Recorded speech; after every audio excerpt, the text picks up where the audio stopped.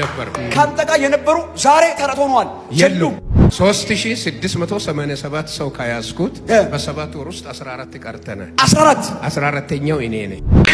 በእህቴ ሽምግልና እንደተላከ ነግሬሃለሁ። ነገርሽኝ። ሁለተኛ ጊዜ ወይኔ እንዴት ደስ እንደሚል ብታይ። ሽማግሌዎቹ እንዳለ በቤት ነው የመጣው። ሊከፈት ነው። የሆነ የሥራ በር ሊከፈት ነው። የትዳር በር ሊከፈት ነው። የበረከት በር ሊከፈት ነው። አሁን ተኝታችሁ ነው የምትበሉ። አሜን። እስኩ ተኝቼ በላዋለሁ። ተኝቼ በላለሁ። ይሄ አመት ተኝታችሁ የምትበሉት አመት ነው። አዲስ መጤ ነገር ልምምድ ነው። ሐዋርያ ነብይ መሾም የሚለው ነገር ሃሌሉያ ወይ ሪባባ ሱላባሽ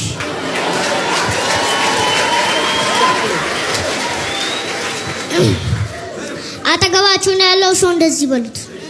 ችግር ሰላም ጤና ይስጥልን፣ እንደምን አላችሁ? ለዛሬውም እንደተለመደው ከተለያዩ ቦታዎች ቀንጨብጨብ አድርጌ አምጥቼላችኋለሁ። እናንተ ያዝናሉ ያሉ ያስተምራሉ ብዬ ያሰብኳቸውን እነዚህ ቪዲዮዎችን አምጥቼላችኋለሁ። ከነዚህ ቪዲዮዎች እያየን አብረን እንስቃለን።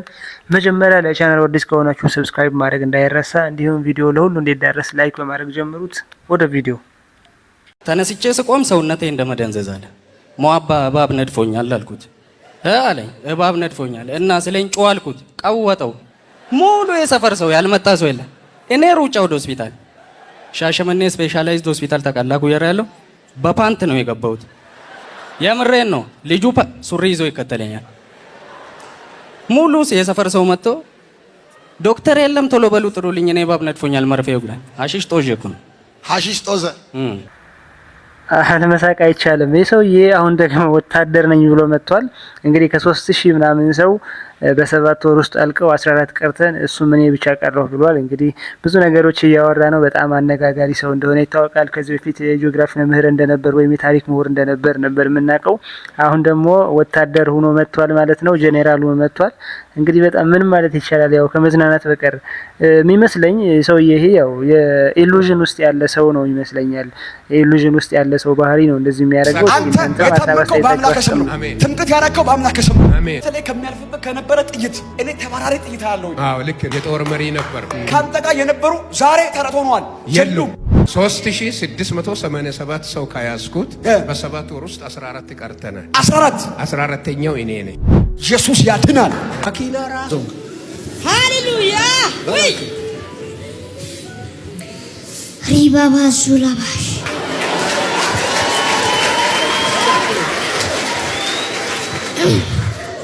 አጠገባችሁ ነው ያለው ሰው እንደዚህ በሉት።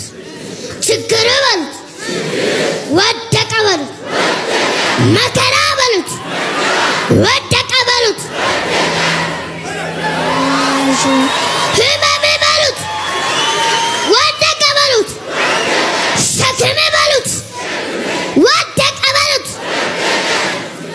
ረባባ ሹላባ ዙላማ ከሴትዮዋ ልጀምር። የዚህ ልጅ እናት ትመስለኛለች እና ገና ለገና ማይኩ ሲይዝ ነው የመጮህ የጀመረችው። እኔ ነገር ይሄ ለመቃወም ሳይሆን ግን ብዙ ጊዜ የውሸት ነው ልምምድ ነው ብዬ ነው ማምነው። ምናልባት ስታሰለጥነው ቆይታ ወይ ደግሞ ስታለማምደው ቆይታ ሊሆን ይችላል ልጇንና ይዞ ያው እሷ የምትፈልገውን ሲልላት በጣም ገና ሳይናገር ነው መጮህ የጀመረችውና ምንድነው ይሄ ነገር? ይሄ ልምምድ ነው እንጂ መንፈስ ቅዱስ ምናምን ብሎ ሊባል ነገር አይችልም። ምክንያቱም ለውጥ መንፈስ ቅዱስ ቢሆን ኑሮ ወይ ደግሞ የእግዚአብሔር ኃይል ቢኖርበት ኑሮ ለውጥ ይመጣ ነበር። ሁሉ ጊዜ ይጮሃሉ። ላለፉት 20-30 ዓመታት ያው ፕሮቴስታንት እምነት ከተጀመረ ጀምሮ ይጮሃሉ። ነቀል ነው፣ ሰበር ነው፣ ወጋ ነው። ምንም የተወጋ ኃይል የለም፣ የተወጋ ሰይጣን የለም። እስቲ ይላለን።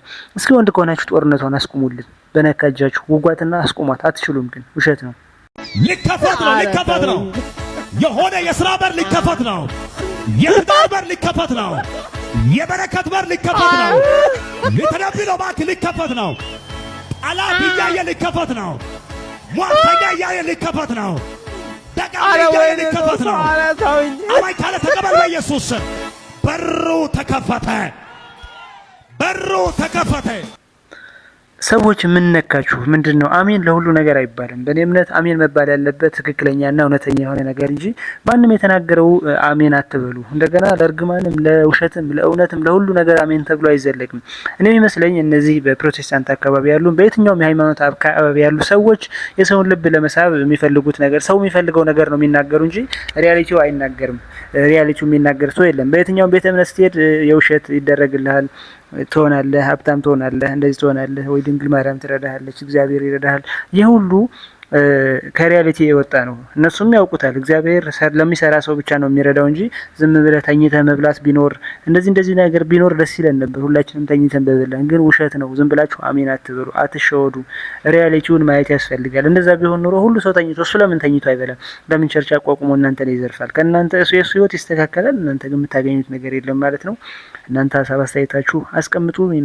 አዲስ መጤ ነገር ልምምድ ነው ሐዋርያ ነብይ መሾም የሚለው ነገር መጤ የሆነ በሌላ እንትን ማውራት የምንችለው ኒው አፖስቶሊክ ሪፎርሜሽን የሚባል በዚህ ዘመን ቤተክርስቲያን ትክክለኛ ቦታዋን እንድትይዝ ቤተክርስቲያን መመራት ያለባት በሐዋርያትና በነቢያት ነው የሚል ኒው አፖስቶሊክ ሪፎርሜሽን የተባለ ኃይለኛ እንቅስቃሴ አለ በዓለም ዙሪያ።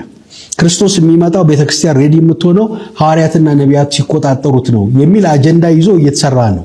ዓለም አቀፍ ነው ይሄ ሙቭመንት። እዚህ ሀገር እየመጡ ነው ፈረንጆቹ እናያቸዋለን እኮ ሐዋርያ ከሊያወሬ ምናምን መጥተው ከኛ ሐዋርያት ከሚባሉ ጋር እየተገናኙ የሚሄዱበት። ያ ደግሞ መንግስትን፣ ፖለቲካውን፣ ትምህርትን፣ ቢዝነስን፣ ሚዲያን ምናምን ሁሉ እንቆጣጠራለን ብሎ የሚያስብ ነው። አይ ይሄ ነገር ሐዋርያ ነብይ መሾም ምናምን የሚባለው ነገር ፓኬጅ ነው። ሰው በደንብ አድርጎ ገና አልተገለጠ አላየውም። ብዙ ሰው አደገኛ ነገር የቤተክርስቲያንን መሰረት የሚመታ ቤተክርስቲያን ከክርስቶስ ከመስቀሉ ውጭ ወጣ ወደ ምድራዊ አጀንዳ እንድትመጣ የሚያደርግ ነው የሚል ሲሪየስ ችግር እየታየን ነው።